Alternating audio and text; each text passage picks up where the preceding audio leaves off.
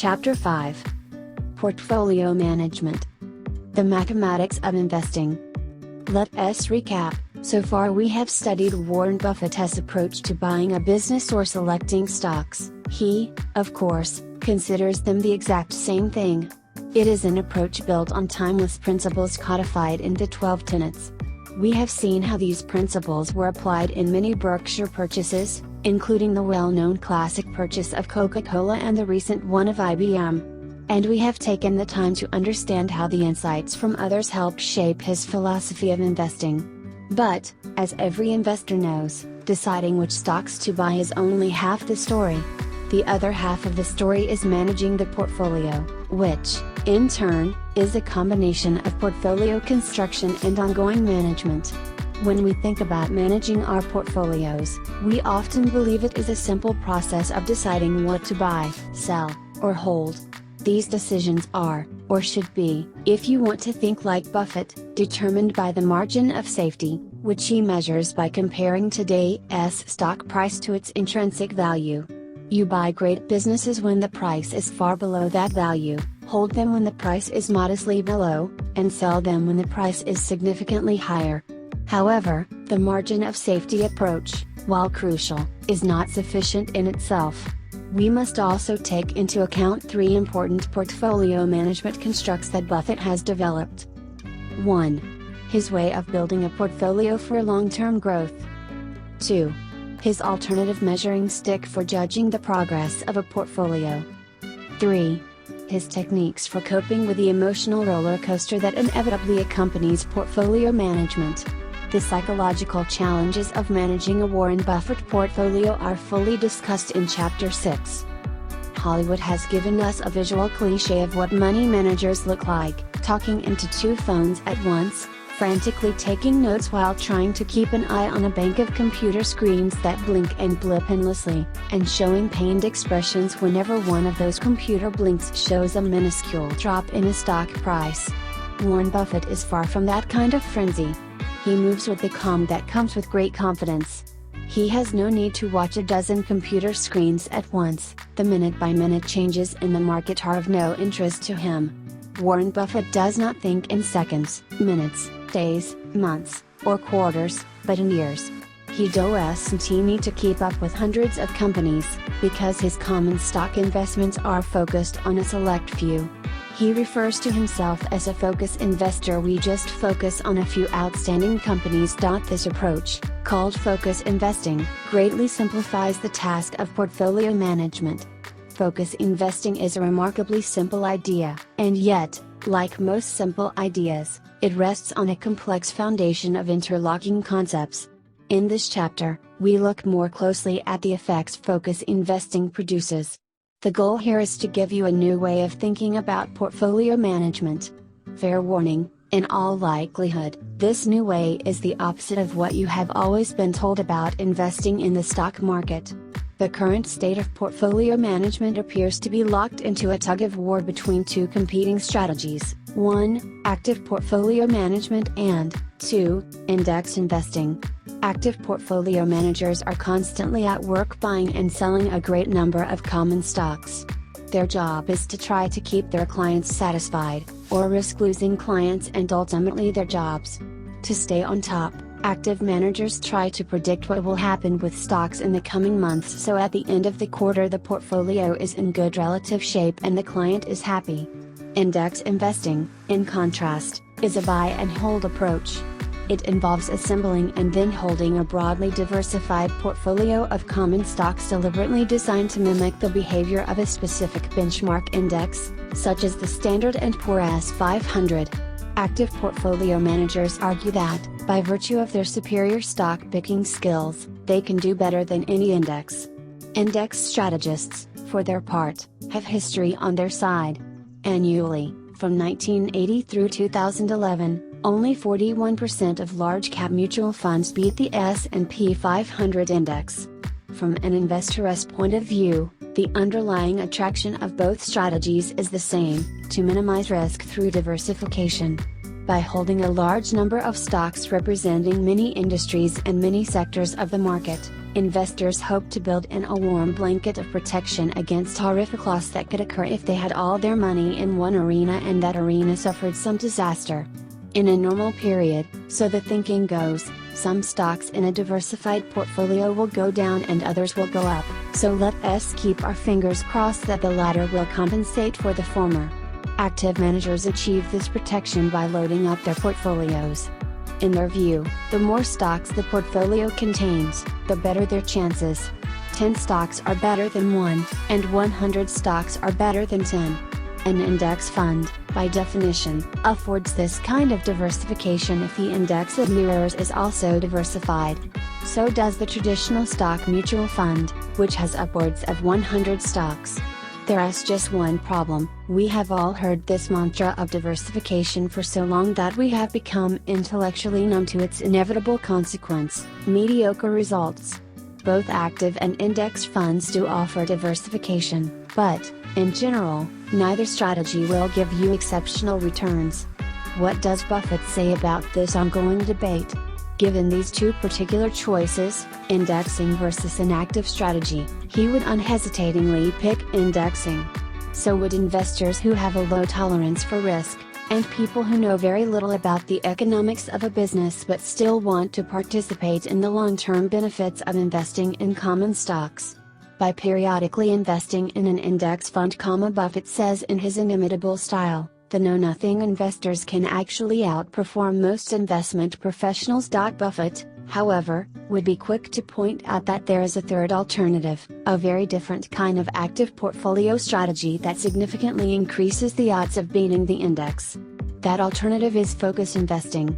Reduced to its essence, focus investing means this: choose a few stocks that are likely to produce above average returns over the long haul, concentrate the bulk of your investments in those stocks, and have the fortitude to hold steady during any short-term market gyrations. The Warren Buffett tenets, if followed closely, lead inevitably to good companies that make sense for a focused portfolio. The companies chosen will have a long history of superior performance and a stable management, and that stability points toward a high probability that they will perform in the future as they have in the past. That is the heart of focus investing, concentrating your investments in companies with the highest probability of above-average performance. Probability theory, which comes to us from the field of mathematics, is one of the underlying concepts that make up the rationale for focus investing. We will learn more about probability theory later in this chapter. Remember Buffett's advice to a know-nothing investor, to stay with index funds? What is more interesting is what he said next: if you are a know-something investor, able to understand business economics, and can locate 5 to 10 sensibly priced companies that possess important long-term competitive advantages, conventional diversification makes no sense for you. What's wrong with conventional diversification?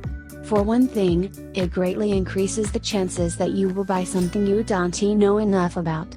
Know-something investors, applying the Buffett tenets, would do better to focus their attention on just a few companies, 5 to 10, Buffett suggests. For the average investor, a legitimate case can be made for investing in 10 to 20 companies.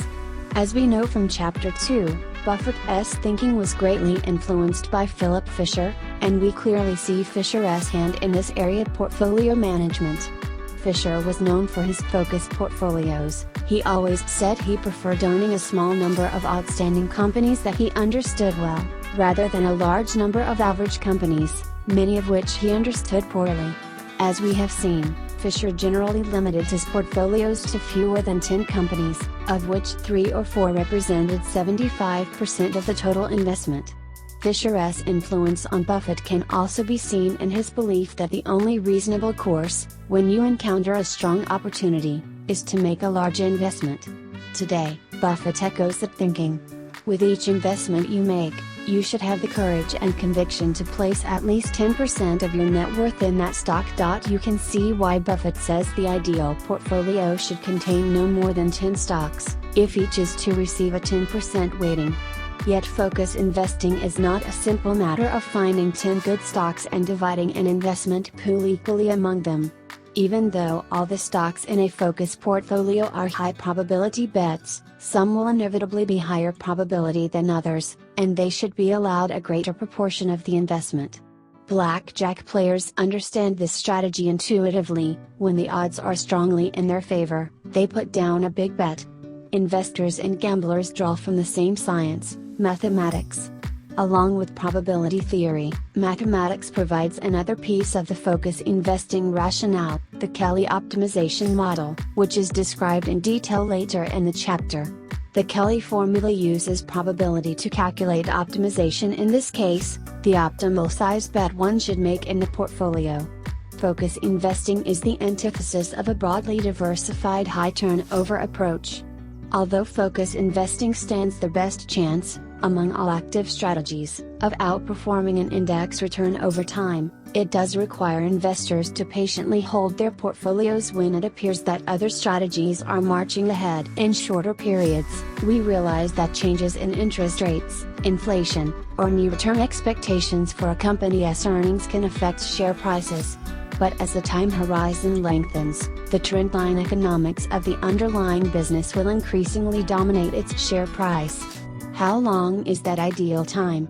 There is no hard and fast rule, although Buffett would probably say 5 years, since this is the time period he is focusing on for Berkshire Hathaway's results.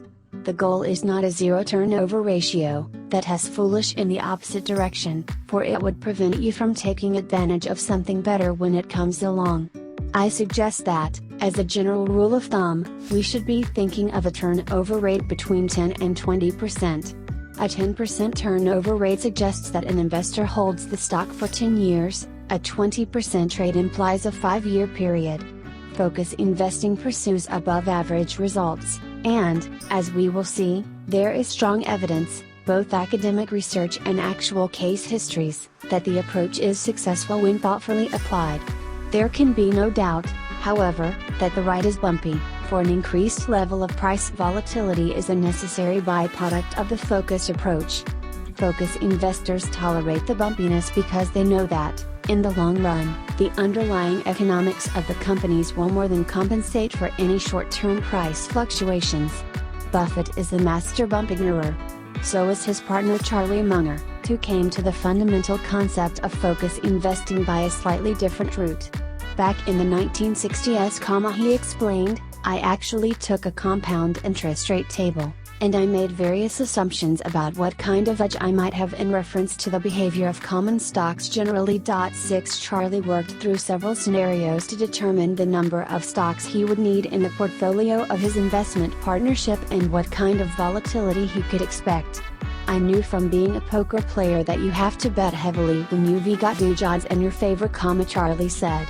He concluded that as long as he could handle the price volatility, owning as few as 3 stocks would be plenty.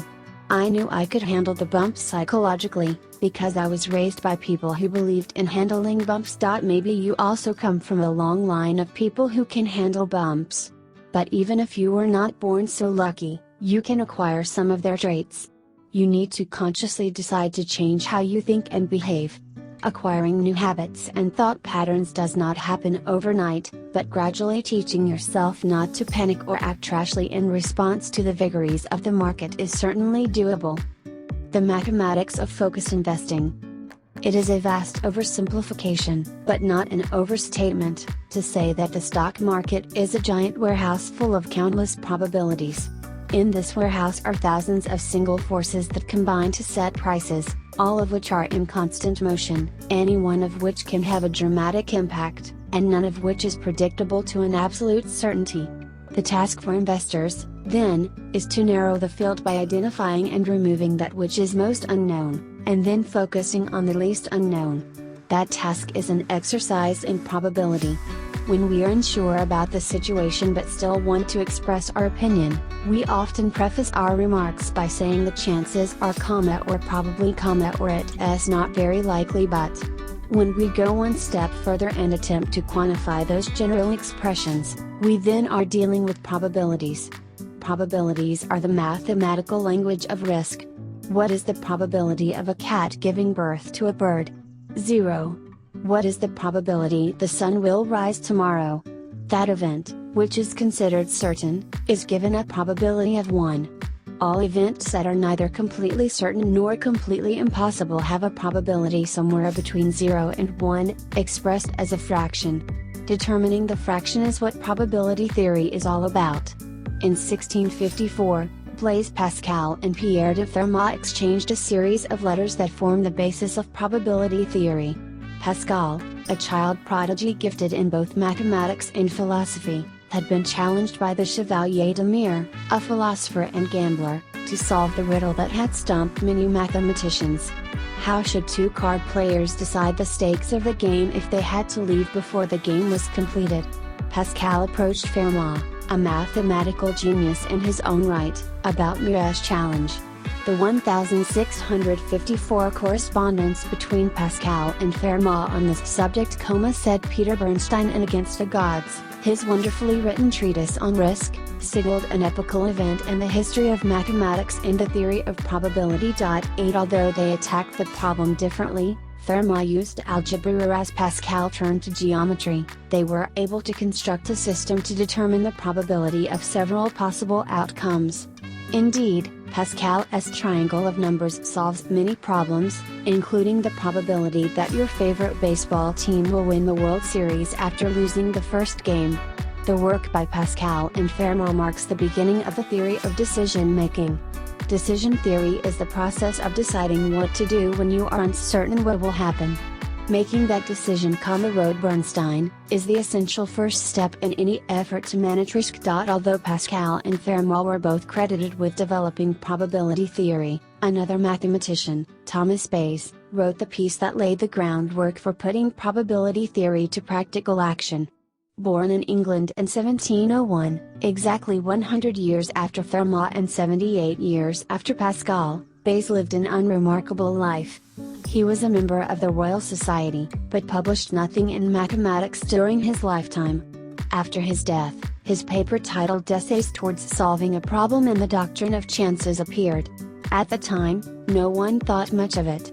However, according to Bernstein, the essay was a strikingly original piece of work that immortalized Bayes among statisticians, economists, and other social scientists.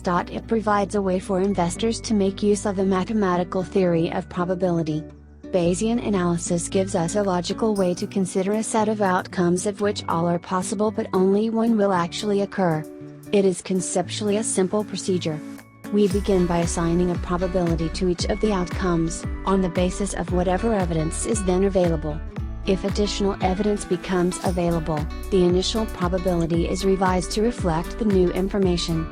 Bayes' theorem gives a mathematical procedure for updating our original beliefs, thus changing our relevant odds.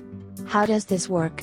Let us imagine that you and a friend have spent the afternoon playing your favorite board game, and now, at the end of the game, you are chatting about this or that. Something your friend says leads you to make a friendly wager, that with one roll of a die from the game, you will get a 6. Straight odds are 1 in 6, a 16% probability. But then suppose your friend rolls the die, quickly covers it with his hand, and takes a peek. I can tell you this much, he says. It is an even number. Now you have new information and your odds change dramatically to 1 in 3, a 33% probability. While you are considering whether to change your bet, your friend teasingly adds, and it is not a 4. With this additional bit of information, your odds have changed again, to 1 in 2, a 50% probability. With this very simple example, you have performed a Bayesian analysis. Each new piece of information affected the original probability, and that is a Bayesian inference. Bayesian analysis is an attempt to incorporate all available information into a process for making inferences, or decisions, about the underlying state of nature. Colleges and universities use Bayes' theorem to help their students study decision-making. In the classroom, the Bayesian approach is more popularly called the decision tree theory. Each branch of the tree represents new information that, in turn, changes the odds in making decisions. At Harvard Business School, explains Charlie Munger, the great quantitative thing that bonds the first-year class together is what they call decision tree theory. All they do is take high school algebra and apply it to real-life problems. The students love it. They are amazed to find that high school algebra works in life. As Charlie points out, basic algebra is extremely useful in calculating probabilities. But to put probability theory to practical use in investing, we need to look a bit deeper at how the numbers are calculated. In particular, we need to pay attention to the notion of frequency. What does it mean to say that the probability of guessing heads on a single coin toss is 1 in 2? Or that the probability that an odd number will appear on a single throw of the dice is 1 in 2? If a box is filled with 70 red marbles and 30 blue marbles, what does it mean that the probability is 3 in 10 that a blue marble will be picked? In all these examples, the probability of the event is what is referred to as a frequency interpretation, and it is based on the law of averages. If an uncertain event is repeated countless times, the frequency of the event's occurrence is reflected in its probability. For example, if we toss a coin 100,000 times, the number of times that are expected to be heads is 50,000. Note, I did not say it would be equal to 50,000. The law of large numbers says the relative frequency and the probability need be equal only for an infinite number of repetitions. Theoretically, we know that, in a fair coin toss, the chance of getting heads is 1 in 2, but we will never be able to say the chance is equal until an infinite number of tosses have passed. In any problem that deals with uncertainty, we will, quite obviously, never be able to make a definitive statement. However, if the problem is well defined, we should be able to list all the possible outcomes. If an uncertain event is repeated often enough, the frequency of the outcomes should reflect the probability of the different possible outcomes. The difficulty arises when we are concerned with an event that happens only once. How do we estimate the probability of passing tomorrow's science test or the probability of the Green Bay Packers winning the Super Bowl? The problem we face is that each of these events is unique.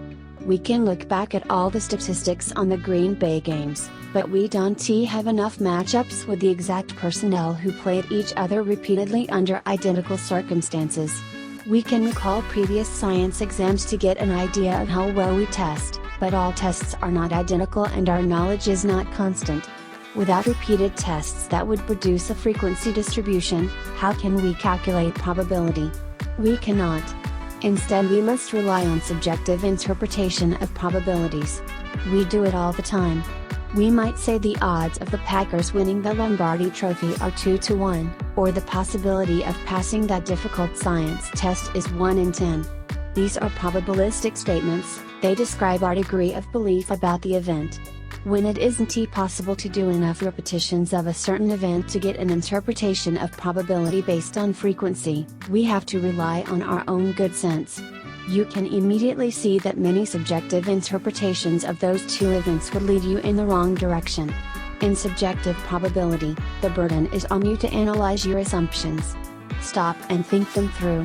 Are you assuming a 1 in 10 chance of doing well on the science test because the material is more difficult and you haven't adequately prepared, or because of false modesty?